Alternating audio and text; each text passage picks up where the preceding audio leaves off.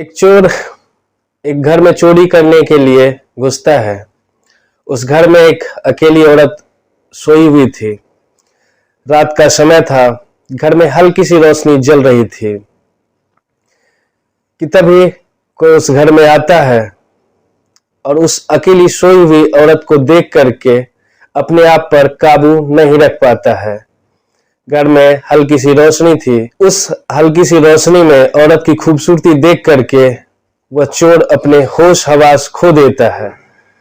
वह धीरे धीरे उस औरत की चारपाई के पास पहुंचता है और उस औरत को छूने लगता है कि तभी उस औरत की नींद खुल जाती है। वो आदमी डर जाता है, सकपका जाता है, घबरा करके जल्दी से उस चारपाई के नीचे घुसकर छुप जाता है।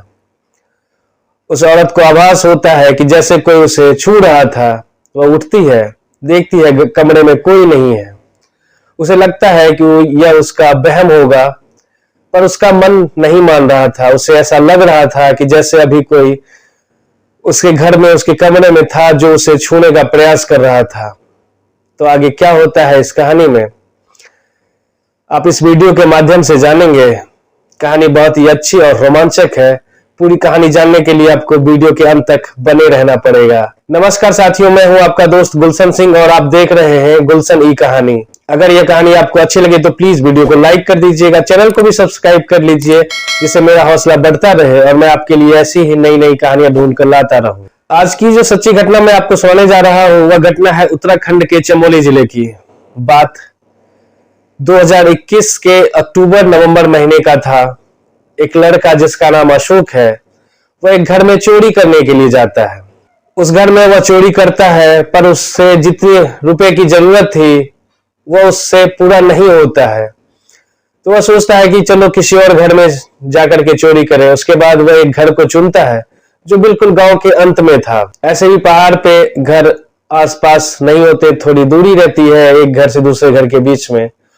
और उस गांव में ज्यादा घर भी नहीं थे, 40-50 घर ही होंगे और हर घर के बीच में एक अच्छी खासी दूरी थी। अशोक एक घर को चुनता है और चुपके से उस घर में दाखिल होता है। उस घर में 2 कमरे थे। उस घर में जाने के बाद अशोक घर का मुआयना करता है, देखता है दोनों कमरे खुले हुए हैं। एक कमरे में कुछ कपड़े हैं, बाकी उसे ऐसा कुछ भी नहीं दिखता है जिसे वह लेके जा सके। एक रसोई है जिसमें खाने पीने का, राशन का सामान है। उसे कुछ भी चोरी करने का सामान नहीं मिलता है। तब वह दूसरे कमरे की ओर जाता है। उस कमरे में हल्की रोशनी जल रही थी और चारपाई पर एक औरत सोई हुई थी। घर में उस मंद मंद रोशनी में उस महिला की खूबसूरती देख करके अशोक स्तब्ध रह जाता है। वह महिला बहुत ही खूबसूरत थी और हल्की रोशनी में उसका चेहरा और भी खिल रहा था। अशोक उस महिला की खूबसूरती को देख करके दीवाना हो जाता है, मंत्रमुग्ध हो जाता है और वह भूल जाता है कि वह इस घर में चोरी करने आया था। उसकी नीयत बदल जाती है। वह हिम्मत करके उस अकेली सोई हुई महिला के पास में जाता है। उस घर में कोई और भी व्यक्ति उसे नजर नहीं आया था। यह सोच करके अशोक की थोड़ी हिम्मत बढ़ती है और वह उस चारपाई पर बैठ करके उस सोई हुई महिला को छूने लगता है। दोस्तों, कि उस महिला की नींद खुल जाती है। अशोक हड़बड़ा जाता है और जल्दी से उसी चारपाई के नीचे घुस करके वह छुप जाता है। उसके बाद वह महिला, जिसका नाम रूपा है, अपनी आंख खोलती है और कमरे में चारों तरफ देखती है। उसे कोई नजर नहीं आता है। उसे लगता है कि यह उसका भ्रम होगा, पर उसका मन इस बात को नहीं मान रहा था। उसे ऐसा लग रहा था कि कोई अभी इस कमरे में था जो उसे छूने का प्रयास कर रहा था। रात के 1 से 2 बजे का बीच का समय था। रूपा फिर से उसी चारपाई पर सो जाती है। रूपा सुबह जब उठती है, ऐसे भी वह हमेशा सुबह में जल्दी उठा करती थी, उस दिन भी वह अपने समय पर उठती है और सबसे पहले घर में झाड़ू देने का काम करती है। जब वह घर में झाड़ू दे रही थी कि तभी उसे कुछ महिलाओं की आवाज आती है जो तेज तेज आवाज में बात करते हुए बाहर शौच के लिए जा रहे थे। रूपा उन महिलाओं की आवाज सुन करके अपने घर से बाहर जाती है और पूछती है कि क्या हुआ। महिलाएं आपस में एक चोर की बात कर रही थी। वह महिला बताती है कि गांव में एक घर में रात चोरी हुई है उसमें से एक महिला रूपा से मजाक करते हुए कहती है, देखना रूपा, कहीं वह चोर तुम्हारे घर तो नहीं आया है। रूपा कहती है कि मेरे घर में ऐसा क्या है जो वह चोर मेरे घर में चोरी करने आएगा। उसके बाद रूपा जब अपने घर में झाड़ू दे रही थी तभी उसकी नजर उस व्यक्ति पर पड़ती है। वह चारपाई के नीचे ही सो गया था। रूपा उसे जगाती है। जैसे ही अशोक की आंख खुलती है वह वहां से भागना चाहता है। घर के बाहर जैसे निकलता है, देखता है कि दिन का उजाला हो चुका है। वह दौड़ करके वापस उसी घर में आ जाता है और रूपा के आगे हाथ पैर जोड़ने लगता है और रूपा से कहता है कि मुझे बचा लीजिए, मुझसे बड़ी गलती हो गई है। रूपा उसे कहती है कि ठीक है, तुम इसी घर में रहो। रूपा घर से बाहर देखती है कि गांव के कुछ पुरुष लाठी डंडे लिए हुए उसके घर की तरफ ही आ रहे थे। रूपा के घर के पास आकर के गांव वाले रूपा से पूछते हैं कि क्या उन्होंने किसी चोर को देखा है। तो रूपा कहती है कि नहीं, उसने किसी व्यक्ति को नहीं देखा, किसी चोर को नहीं देखा है। रूपा गांव वाले से कहती है कि अगर रात में चोर आया था तो वह तो भाग गया होगा। गांव वाले रूपा से कहते हैं कि जब वह चोर रात में गांव में आया था उसके आने की फोटो सीसीटीवी कैमरे में कैद हो गई है। वह अपने चेहरे पर गमछा लगाए हुए है, पर उसके जाने की फोटो उस कैमरे में कैद नहीं हुई है और गांव में आने और जाने का सिर्फ एक ही रास्ता है। तो उन्हें शक है कि वह चोर इसी पहाड़ी पर कहीं पर छुपा हुआ है। रूपा गांव वालों को मना कर देती है कि उसने किसी चोर को या किसी अन्य व्यक्ति को नहीं देखा है। गांव वाले वहां से चले जाते हैं आगे चोर को ढूंढने के लिए। रूपा के घर से बहुत दूर तक का रास्ता दिखाई देता था। रूपा जब घर के अंदर आती है तो अशोक उसके सामने हाथ जोड़कर खड़ा हो जाता है और रोने लगता है और वह रूपा से कहता है कि आप तो मेरे लिए भगवान है, आपने मेरी जिंदगी बचा दी। उसके बाद रूपा अशोक से पूछती है कि तुम आखिर इस तरह का काम क्यों करते हो। अशोक रूपा से कहता है कि वह जुआ खेलता है और जुए में कुछ रुपए हार गया है। वह लोग उसे परेशान कर रहे हैं, तंग कर रहे हैं, उसके पास में पैसे नहीं है। हार करके उसने इस रास्ते को चुना है कि चोरी करके ही सही मैं उन लोगों का पैसा चुका दूं, जिससे वह कर्ज से मुक्त हो जाए और वह लोग उसे परेशान ना करें। अशोक रूपा से कहता है कि आप विश्वास मानिए कि यह मेरी पहली चोरी है, इससे पहले मैंने कभी कोई गलत काम नहीं किया है। रूपा अंदर ही अंदर डरी हुई भी थी कि अगर गांव वालों को इस चोर के बारे में पता चल जाएगा कि चोर रूपा के घर में ही है तो उसकी गांव में बहुत बदनामी होगी। गांव वाले उसके बारे में बहुत तरह की बातें सोचेंगे कि एक अकेली विधवा औरत के साथ में एक दूसरा व्यक्ति उसके घर में है। इस तरह की बातें सोच करके रूपा डर जाती है और अशोक से कहती है कि तुम सारा दिन एक कमरे में ही रहोगे, घर से बाहर नहीं जाओगे और मैं उस कमरे में ताला लगा दूंगी बाहर से, जिससे किसी की नजर उसके ऊपर नहीं पड़ेगी। गांव की कुछ महिलाएं हमारे घर भी आती जाती है, अगर किसी ने भी तुम्हें देख लिया तो बहुत बड़ा बखेड़ा खड़ा हो जाएगा। इसके बाद रूपा नाश्ता बनाती है और उस अशोक को देती है। नाश्ता करने के बाद अशोक को एक कमरे में बंद कर देती है।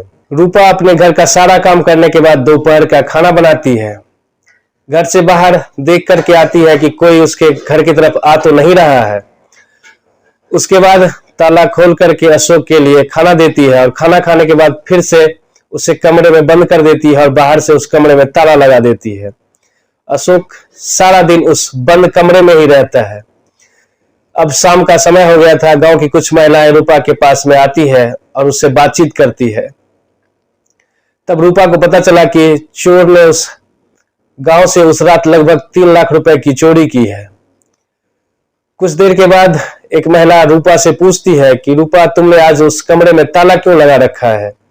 रूपा कहती है कि जब से सुना है कि गांव में चोरी हुई है, गांव में चोर घुस आया है और वह अभी भी गांव में ही है, तो वह डर करके अपने कमरे में ताला लगा देती है। ऐसे उसके घर में कुछ है तो नहीं कुछ ले जाने के लिए, चोरी करने के लिए, पर कुछ कपड़े हैं, अगर वह भी लेकर के कोई चला गया तो उसके लिए तो बहुत मुश्किल हो जाएगी और इस डर से ही उसने अपने घर में ताला लगा रखा है।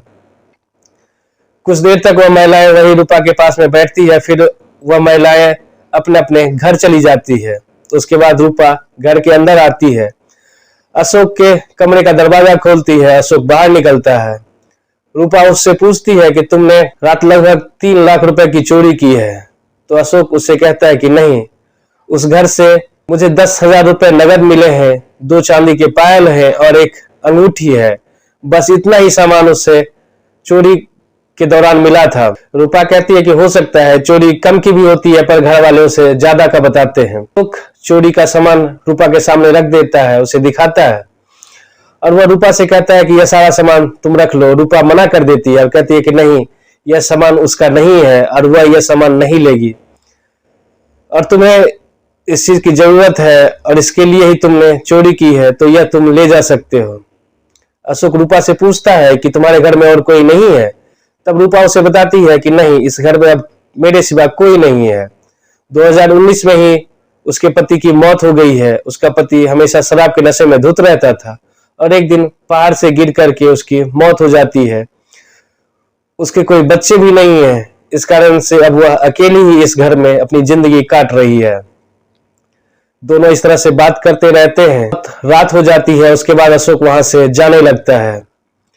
सुबह जब रूपा की नींद खुलती है तो वो अपने घर में झाड़ू पोछा करने के बाद बाहर निकलती है तो उसे पता चलता है कि चोर ने जिस घर से चोरी की थी उस घर का चोरी का सामान उस घर में वापस फेंक दिया था।